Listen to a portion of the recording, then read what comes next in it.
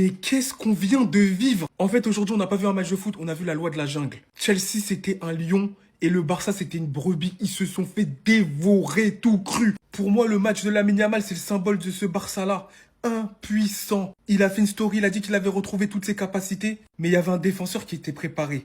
Marc Cucurella, ce mec, je le déteste. Et je pense qu'il y a peu de fans de football qui l'aiment. Mais quand il a une mission, il l'accomplit. Aujourd'hui, sa mission, c'était d'éteindre Yamal. Ça s'est passé comme prévu. Et clairement, à un moment donné, c'est bien beau les stories, mais il y a des petits 2007 aussi qui font pas de story, ils font pas de bruit. Mais ils sont actifs. Parce que ce but-là, c'est tout simplement classe mondiale. Estevão, comme ils disent. La manière dont il a allumé Koubarsi, la manière dont il a ajusté Joan Garcia, c'est incroyable. Et maintenant, c'est les petits comme ça qui dominent le foot. Magnifique Estevão aussi. Il y a un joueur qui doit plus continuer sa carrière au FC Barcelone. Il est indéfendable.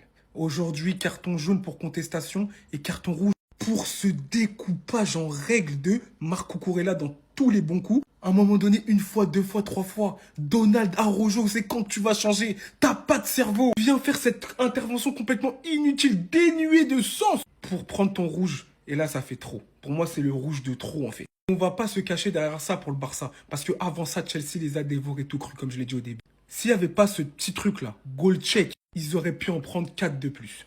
4 de plus, et là, personne n'aurait rien dit. Parce que la manière dont l'alignement était bancal, notamment sur le troisième but où Delap pas pu marquer, c'est encore ça, mais au-delà de ça, au milieu de terrain, l'intensité mise par Enzo Fernandez, devant Frenkie de Jong qui a fait peut-être le pire match de sa carrière au FC Barcelone, complètement dépassé, il n'arrivait même pas à faire une passe, à casser des lignes, à résister au pressing. Il a été tout simplement dépassé, orphelin de Pedri, et c'est ce qu'on dit tout le temps. Malheureusement, De Jong, quand il faut prendre le lead du milieu de terrain, il manque à l'appel.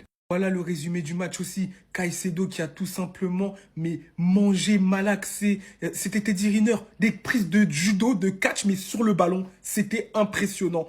L'intensité mise par les hommes de Maresca, les erreurs individuelles de la défense barcelonaise, l'inefficacité, parce que si Ferran met ce but, je pense que le match, c'est un match différent. Et en fait, l'absence de Ferran Torres, des éléments offensifs, Lopez, aujourd'hui, tout le monde est à blâmer au Barça. Il n'y en a pas un en surbrillance, même si Araujo, je pense que là, il peut avoir la palme de l'idiot du siècle.